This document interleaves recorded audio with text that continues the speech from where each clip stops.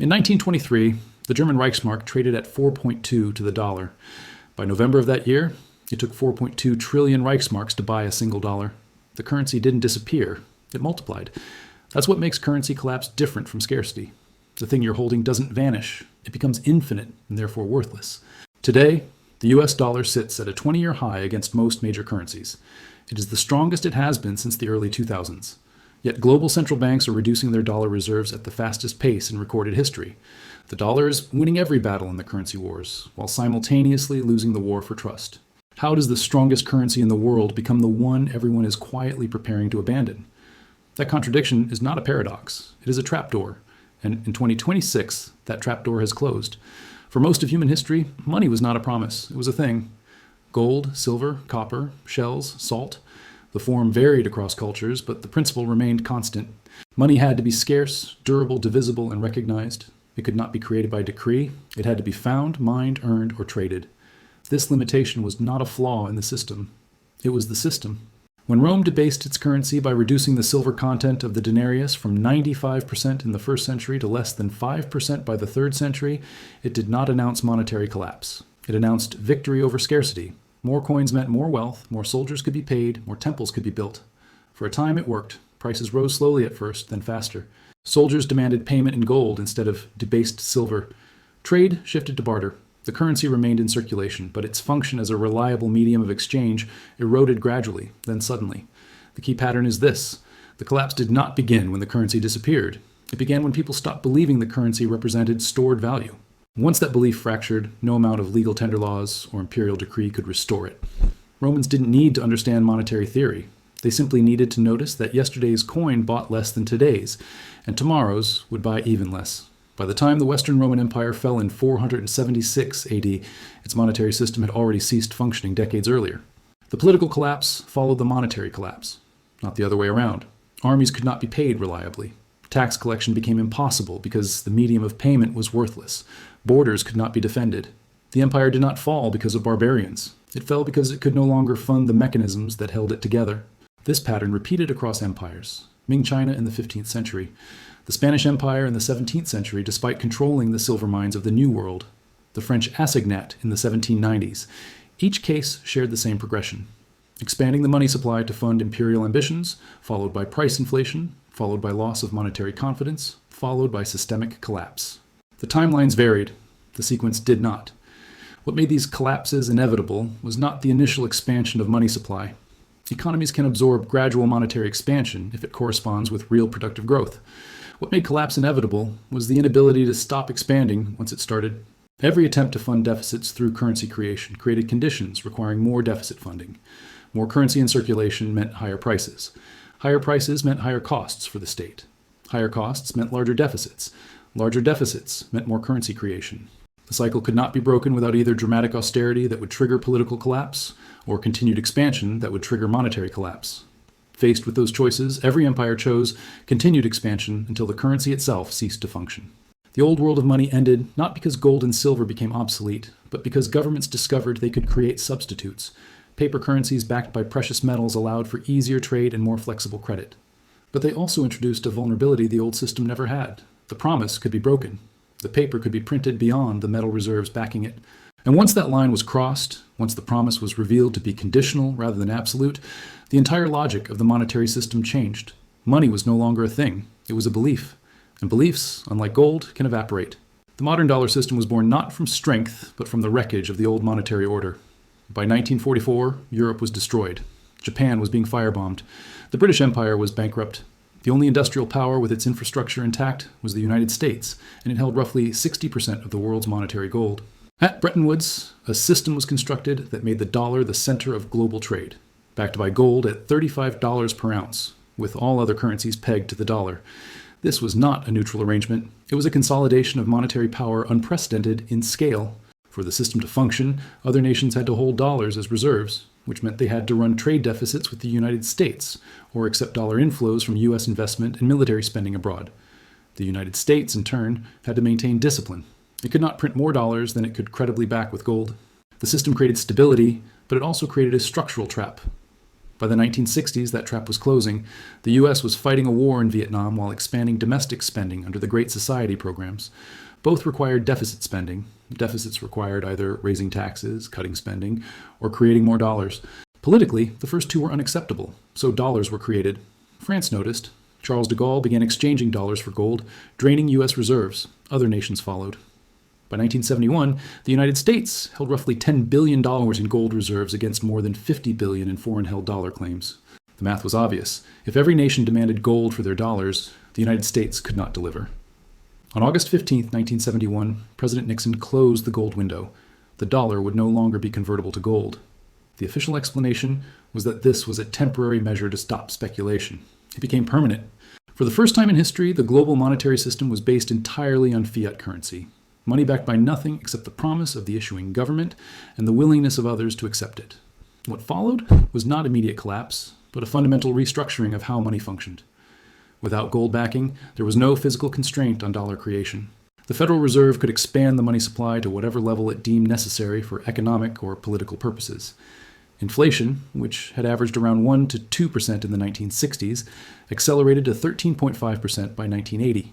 The price of gold, freed from the $35 peg, rose to over $800 per ounce by January 1980. Silver, which traded around $1.50 per ounce in 1971, briefly exceeded $50 per ounce in 1980. These price movements were not speculative bubbles, they were recalibrations. Markets were attempting to price the dollar not against a fixed gold peg, but against the likelihood that unlimited dollar creation would erode purchasing power over time. The volatility of the 1970s reflected the market's uncertainty about what fiat money meant. Could central banks maintain discipline without a gold anchor? Or would the temptation to print during every crisis eventually destroy the currency's value? The answer came in stages. Paul Volcker, appointed Fed chairman in 1979, raised interest rates to nearly 20% to break inflation. It worked, but at the cost of severe recession. The lesson absorbed by policymakers was not that unlimited money creation was dangerous, but that inflation could be controlled through interest rate policy as long as central banks were willing to inflict economic pain when necessary. This became the new anchor. Not gold, but the credibility of central bank resolve. For nearly 3 decades, that credibility held. Inflation remained low, growth was relatively stable. Financial crises were managed through aggressive monetary intervention, bailouts, liquidity injections, rate cuts. But these interventions did not trigger runaway inflation because the economy absorbed the new money through asset price increases rather than consumer price increases. Stocks, bonds, and real estate inflated, but groceries and wages did not, at least not at rates that triggered political backlash. But this dynamic only worked as long as the new money stayed in financial markets, as long as banks and investors were willing to hold dollars and dollar-denominated assets as reserves and savings. The expansion of the money supply did not translate into consumer price inflation. The system functioned because global demand for dollars was insatiable. Emerging markets needed dollars for trade. Oil was priced in dollars. Debt was issued in dollars. The world ran on dollars, so every dollar created was absorbed somewhere in the system. The critical vulnerability was this: the system required perpetual dollar demand. If that demand ever faltered, if nations began to diversify away from dollar reserves, if commodities began to be priced in alternative currencies, if debt began to be issued in yuan or euros or even settlement systems that bypassed dollars entirely, then the dollars already created would have nowhere to go except back into the U.S. economy. And when that happened, when the offshore dollar pool reversed course and flowed home, it would show up not as financial asset inflation, but as consumer price inflation that could not be ignored. In the year 2000, total U.S. federal debt was approximately $5.6 trillion. By 2008, it had grown to $10 trillion. By 2020, it exceeded $27 trillion. Today, in 2026, it stands above $36 trillion. That is an increase of more than 540% in 26 years. During that same period, U.S. GDP grew from approximately $10 trillion to roughly $28 trillion, which was an increase of 180%. Debt has grown 3 times faster than the economy that is supposed to service it. This divergence is not sustainable through economic growth alone. It can only be sustained through monetary expansion. The Federal Reserve's balance sheet, which stood at roughly $800 billion in 2007, expanded to $4.5 trillion by 2015, contracted briefly, then exploded to over $9 trillion during the pandemic response. As of 2026, it remains above $7 trillion, despite attempts at quantitative tightening. The Fed now holds nearly 25% of U.S. GDP in assets on its balance sheet, a ratio that has no historical precedent outside of wartime or systemic crisis. The money supply, measured by M2, was approximately $4.6 trillion in the year 2000. By 2020, it had reached $15.5 trillion. During the pandemic, it spiked to over $21 trillion, a 35% increase in less than 2 years. It has since contracted slightly, but remains near $21 trillion. That is more than 400% growth in money supply over 2 decades.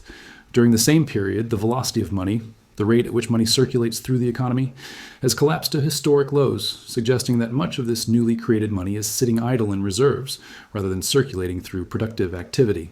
Now consider the other side of the ledger. Global central bank reserves, which were 70% dollar denominated in the year 2000, have declined to approximately 58% as of 2024. That may sound like a modest shift, but in absolute terms, it represents trillions of dollars of diversification. China's dollar reserve holdings peaked around 2014 and have been declining as a percentage of total reserves ever since. Russia reduced dollar reserves from roughly 40% to less than 10% between 2018 and 2022. Even traditional U.S. allies like France and Germany have quietly increased their gold reserves while reducing dollar exposure. The COMEX silver inventories, which stood at over 300 million ounces in early 2020, have declined to under 200 million ounces as of late 2025. That is a drawdown of more than 30% in registered silver available for delivery. During the same period, industrial demand for silver, driven by solar panels, electric vehicles, and electronics, has increased by approximately 15% annually. The gap between supply and demand is being filled by above-ground inventories, but those inventories are finite and declining. Bond markets are sending signals that most participants are not yet interpreting correctly. The 10-year U.S. Treasury yield, which fell to 0.5% during the pandemic, has risen back above 4.5% despite the Federal Reserve's efforts to control long-term rates. More significantly, the yield curve, the difference between short-term and long-term rates, has inverted and uninverted multiple times since 2022, a pattern that historically precedes recessions, but also reflects deep uncertainty about the path of monetary policy and inflation expectations. Foreign holdings of U.S. Treasuries have plateaued. Japan and China, the 2 largest foreign holders, have both reduced their positions over the past several years. China's holdings peaked at over $1.3 trillion in 2013 and have declined to under $800 billion as of 2025. Japan's holdings have remained relatively stable but are not growing despite Japan's continued trade surpluses. The marginal buyer of U.S. debt is increasingly the Federal Reserve itself, or domestic financial institutions, required by regulation to hold government securities. This is a significant structural change, when the largest buyers of your debt are no longer foreign creditors, but your own central bank. The illusion of market pricing begins to break down. Credit markets are fragmenting. Investment-grade corporate debt remains accessible at relatively low spreads, but high-yield debt and leveraged loans are experiencing significant stress. Default rates in speculative-grade debt have risen from under 2% in 2021 to over 5% in late 2025. Refinancing activity has slowed dramatically as companies face the prospect of rolling over debt issued at 3% into new debt costing 8% or more. Commercial real estate, in particular, is facing a maturity wall with over $1.5 trillion in debt coming due between 2024 and 2027, much of it secured by office buildings with occupancy rates 30 to 40% below pre-pandemic levels. The dollar index, which measures the dollar's value against a basket of major currencies, is at multi-decade highs. Yet this strength is deceptive. It reflects not dollar strength, but weakness in other currencies. The euro is constrained by Europe's energy crisis and structural economic stagnation. The yen has collapsed to levels not seen in decades despite Japan's intervention attempts. The British pound remains weak following Brexit and fiscal instability. The dollar is the strongest currency in a system where all currencies are being debased simultaneously. It is winning a race to the bottom. Physical gold, held by central banks, has increased for 14 consecutive years as of 2025.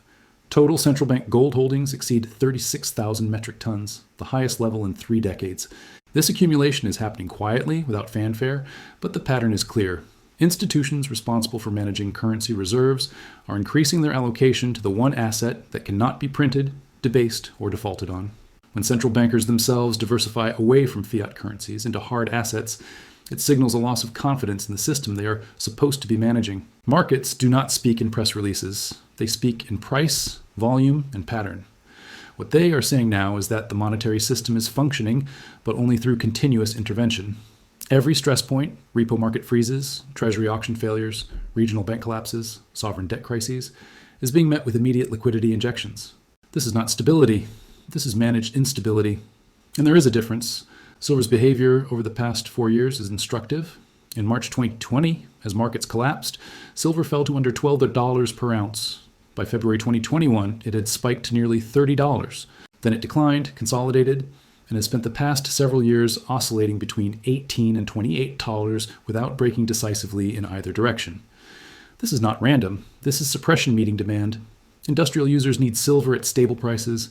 Investors are accumulating it as a monetary hedge. Those two forces are balanced, but the balance is precarious. The crucial signal is not the price. It is the inventory drawdown.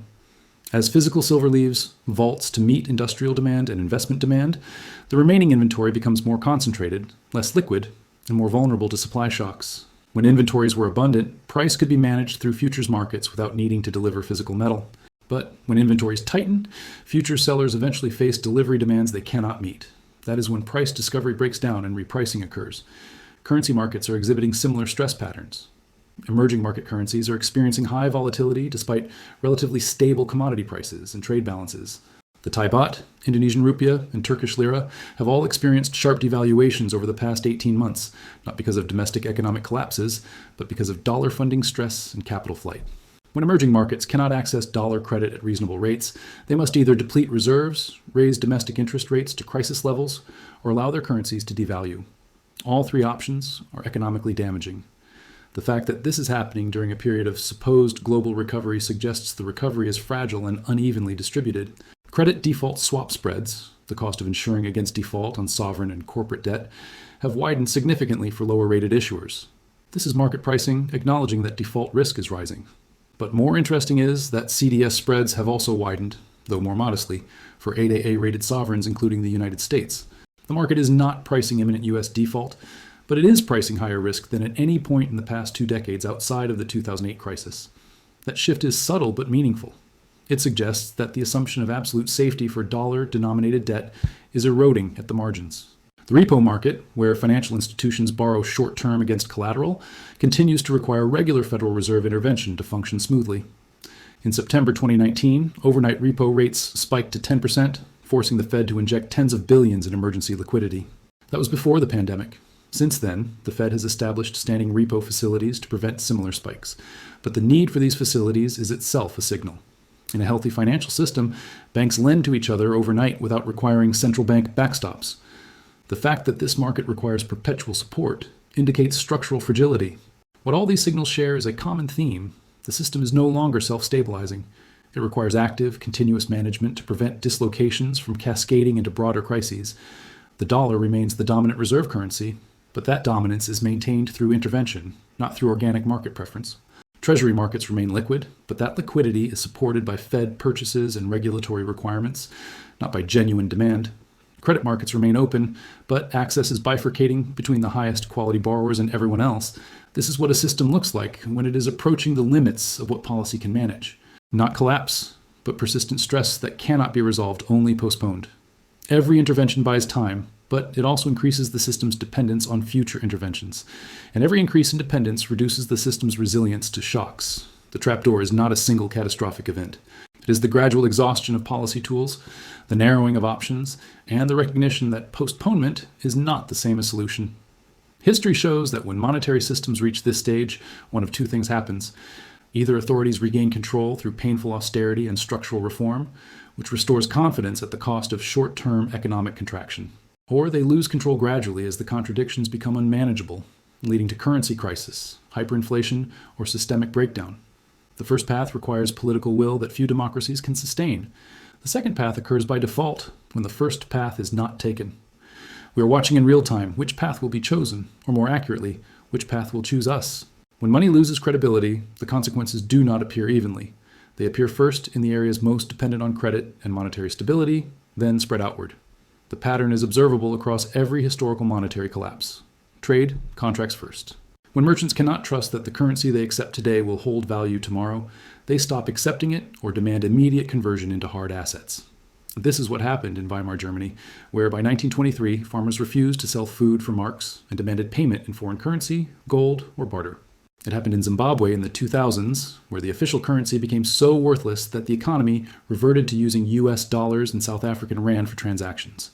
It is happening now in Argentina, Turkey, and Lebanon, where populations bypass official currencies in favor of dollars or crypto assets. Savings evaporate. The middle class, which stores wealth in bank deposits, bonds, and pension funds, discovers that the value of their accumulated savings has been inflated away. This is not theoretical. In Argentina, a middle-class family that saved in pesos has lost more than 90% of their purchasing power over the past decade. In Turkey, lira-denominated savings have lost more than 80% of their value since 2018. These are not failed states. These are functioning economies with educated populations and central banks. The difference between them and the United States is not competence. It is that the United States issues the global reserve currency, which allows it to export inflation rather than absorb it entirely. But that advantage only lasts as long as the world continues accepting dollars. Taxation becomes impossible to administer effectively. When currency depreciates rapidly, tax collection in nominal terms becomes meaningless. Governments either index taxes to inflation, which creates political backlash, or they accept that real tax revenues will collapse. This, in turn, forces governments to either cut spending dramatically or fund deficits through more money creation, which accelerates the currency's decline. The death spiral becomes self-reinforcing. Social stability fractures. Populations that worked for decades under the assumption that saving money and following the rules would lead to security discover that the rules have changed. The currency they were paid in, the pensions they were promised, the bonds they purchased, all have lost value. This creates political volatility that manifests in protests, strikes, populist movements, or regime change. The Arab Spring uprisings of 2011 were triggered not by ideology, but by food price inflation caused by global monetary expansion following the 2008 crisis. When bread becomes unaffordable, political systems become unstable. The United States has thus far avoided these consequences, not because its monetary policy has been more disciplined than Argentina is or Turkey's, but because the global system is structured to absorb dollars. When the Fed creates trillions of new dollars, those dollars flow into global markets, offshore banking systems, and foreign reserves. They bid up asset prices in New York, London, and Hong Kong, rather than consumer prices in Kansas City. The inflation is exported, diffused across the global economy, and absorbed by holders of dollar-denominated assets worldwide. But that mechanism is finite. It depends on continued willingness to hold dollars. It depends on the absence of viable alternatives. It depends on the belief that the United States will eventually stabilize its fiscal trajectory and that the dollar's value will be defended. All three of those dependencies are weakening. Central banks are diversifying reserves. Alternative settlement systems are being constructed. And the trajectory of U.S. debt and deficits shows no signs of stabilization. When the mechanism breaks, not if, but when, the consequences will not be gradual. Decades of exported inflation will return home as foreign holders of dollars seek to exchange them for real assets. The dollar will remain in circulation, but its purchasing power will collapse. The political response will likely be some combination of price controls, capital controls, and wealth confiscation through taxation or forced conversion of assets. These are not speculative dystopian scenarios. They are the standard policy responses to currency crises throughout history. The question is not whether a fiat currency system can collapse. History confirms it can, and repeatedly has. The question is whether the global reserve currency can collapse without taking the global financial system with it. That is unprecedented territory. Never before has the entire world operated on a single fiat currency standard with no gold backing and no mechanism for orderly transition to an alternative. When the dollar was backed by gold, there was a floor. When Bretton Woods collapsed, there were other currencies and gold to shift toward. Now, the entire system floats on confidence in central bank competence and political stability. And confidence, once lost, is extraordinarily difficult to restore. The trapdoor is not a conspiracy. It is mathematics. When debts grow faster than the economy that must service them, when money supply expands faster than productive output, when the largest buyer of government debt is the government's own central bank, the end state is predetermined. Only the timing remains uncertain. Rome did not collapse when it ran out of gold. It collapsed when its currency stopped meaning anything. The dollar has not run out of value. But the mechanisms that sustained its value, scarcity, credibility, and global demand, are eroding. What remains is momentum. The system continues functioning because it has always functioned, because there is no obvious alternative, because the consequences of collapse are too severe to contemplate. But momentum is not permanence, and the numbers do not lie. The trapdoor is closed not because an event occurred, but because the exits have narrowed to the point where orderly transition is no longer possible. What comes next will not be chosen. It will be endured. This is not prediction. This is pattern recognition. And the pattern is older than any currency currently in use.